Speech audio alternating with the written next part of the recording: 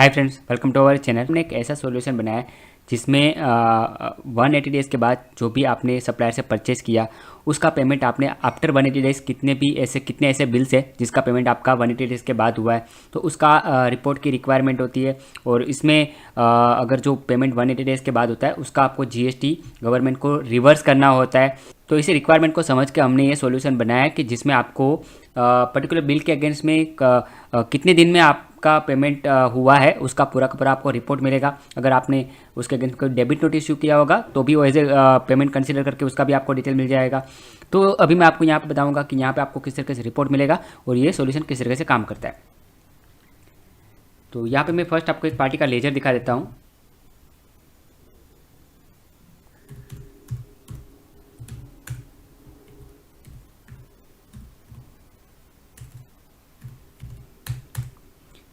तो इस पार्टी से मैंने यहाँ पे दो परचेज़ किए हैं। उसमें एक बिल के अगेंस्ट में डेबिट नोट इशू किया हुआ है और डेबिट नोट को होने के बाद मैंने डिफरेंट अमाउंट उसका पेमेंट किया हुआ है और एक मेरा करंट बिल है।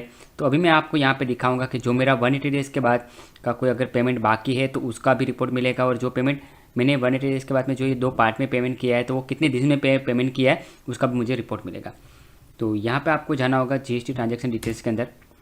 यहाँ पे पर्टिकुलर मुझे 180 डेज़ का रिपोर्ट चेक करना है तो मैं यहाँ पे 180 डेज़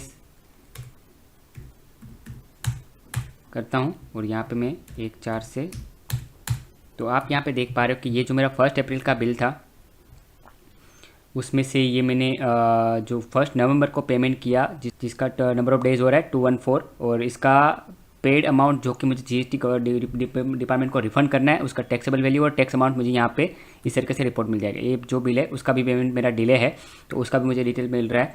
अभी मैं चाहता हूँ कि मुझे सारा का सारा डिटेल देखना है तो मैं यहाँ पे कोई भी डेज नहीं दे रहा हूँ। तो मुझे हर एक ट्रांजैक्शन का डिटेल में रिपोर्ट मिलेगा कि कौन कौन सा दिया। आप देख सकते हो कि जो फर्स्ट डेबिट नोट का हमने एंट्री किया था तो 153 डेज़ है तो इस पर वो 180 डेज़ के अंदर में नहीं आता तो इसलिए वो रिपोर्ट में नहीं शो हो रहा था। और बाकी दिन भी यहाँ पे देख सकते हो कि ये इसका 30 डेज़ है तो भी वो भी नहीं आएगा। जिनका 180 डेज़ के बाद है वही ट्रांजेक्शन मुझे वहाँ पे इस रिपोर्ट में शो करेगा। बट यहाँ पे मैंने अभी कोई भी डे सेट नहीं किया है, 0 डेज रखा है तो मुझे सारे के सारे बिल का डिटेल यहाँ पे मिल जाएगा कि कौन कौन से बिल के अगेंस्ट जो पेमेंट हुआ उसका कितना नंबर ऑफ डेज़ क्या है।